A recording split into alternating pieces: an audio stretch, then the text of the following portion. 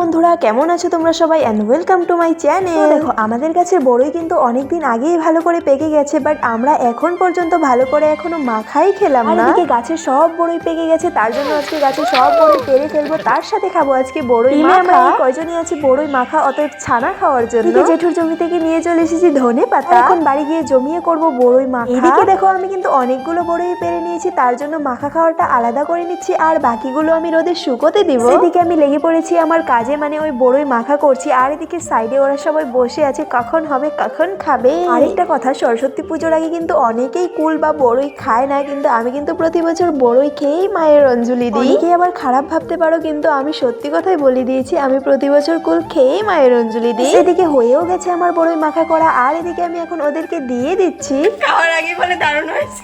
তো যাই হোক, এই মিষ্টি রোদের মধ্যে বড়ই মাখা খেয়ে কিন্তু সত্যিই খুব বেশি ভালো লাগছে। তো বন্ধুরা, আজকের ভিডিও এই পর্যন্তই, দেখা হচ্ছে নেক্সট ভিডিওতে।